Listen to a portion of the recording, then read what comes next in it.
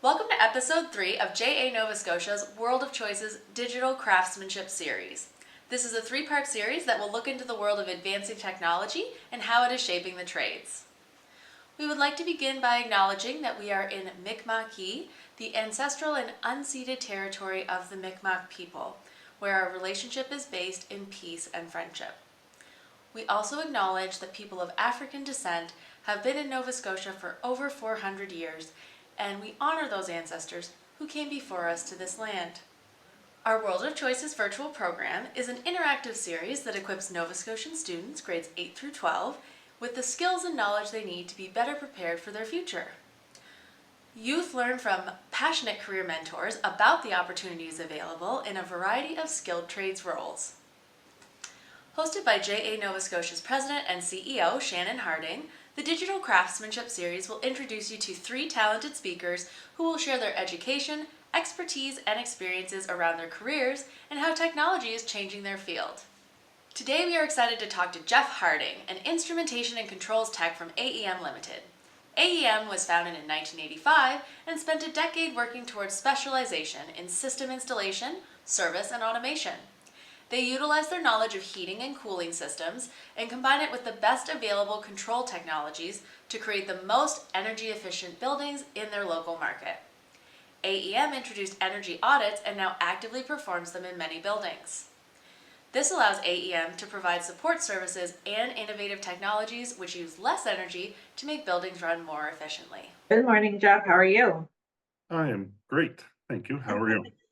Good. Thank you so much for joining us again this year with our World of Choices.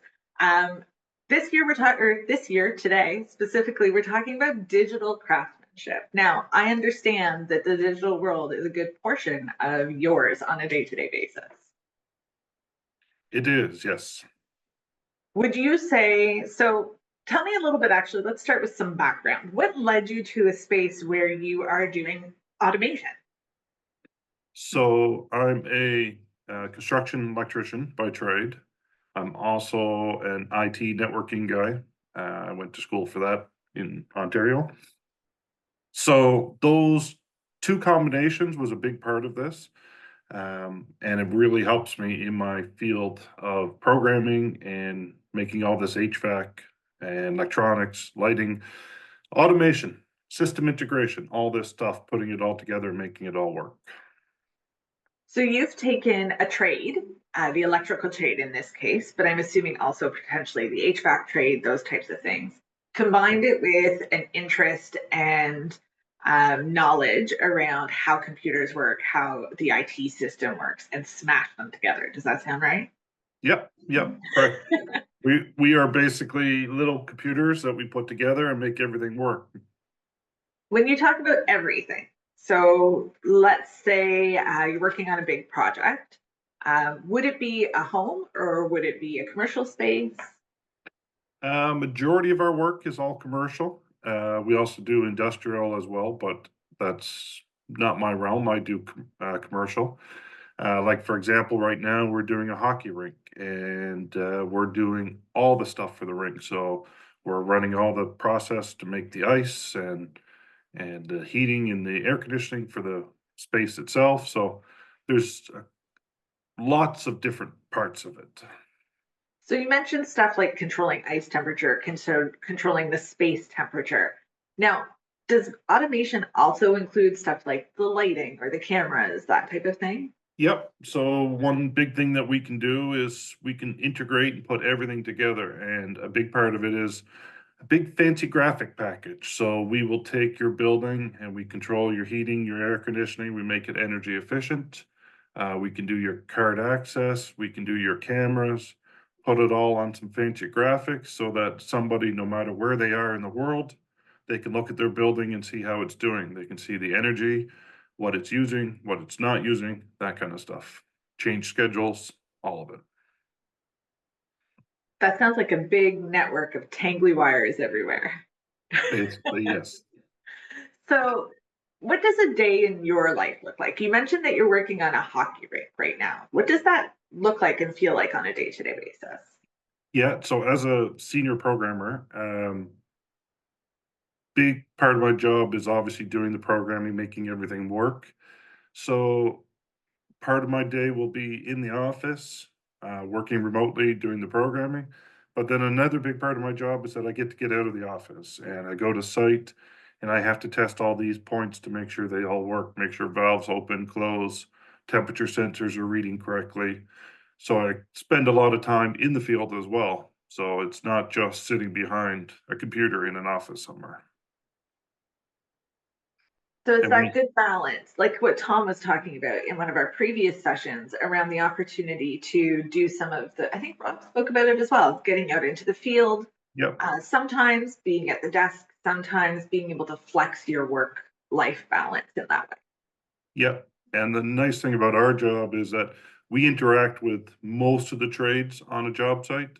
So you get to learn a little bit about everything. Excuse me. You learn a little bit of everything of how buildings operate. And we deal with the electrical trade, the plumbing trade, the mechanical trade, the HVAC, all of it. Okay, so you're getting a really broad picture of what's going on in a space in order to provide the end user with something that's really practical. Yes, correct.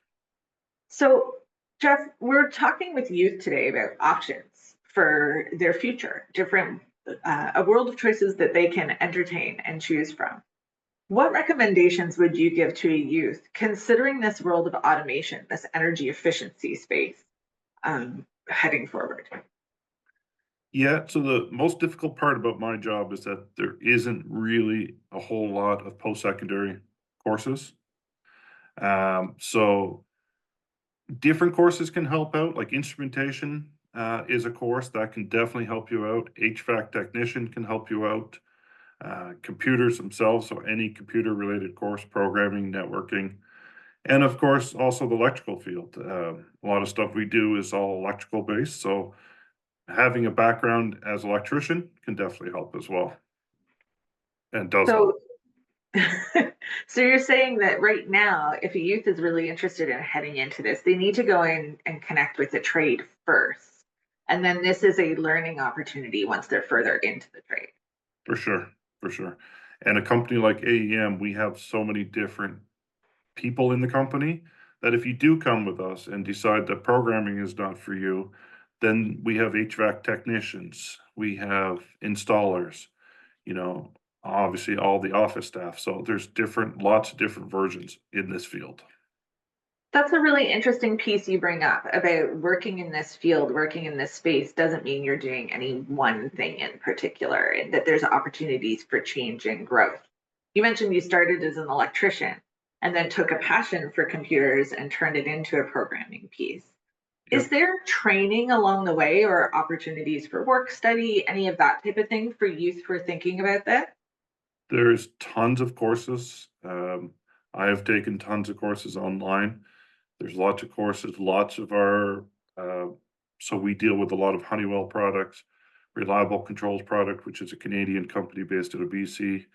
Um, and they offer lots of different courses as well. And you don't have to be in the field to necessarily take some of these courses to learn a little bit more about it. So there's lots of opportunity. Along the way.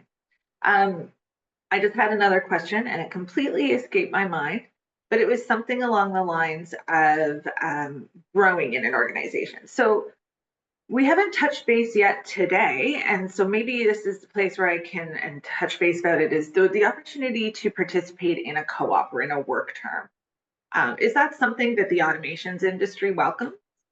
Oh, 100%. We've had high school co-op program, and we've also had college co-op programs. So if you're taking any of the high school co-ops, feel free to reach out. We'll get you a little bit of experience on everything from the programming side to the service side to the installer side, whatever you want to learn. And same as the college. It's the best way to learn because you get to go out in the field, you get to see different parts of the job and really decide if it's something you want to do. And many different trade spaces and companies who work in the trades offer these types of experiences.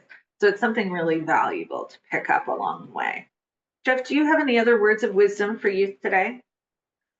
Yep.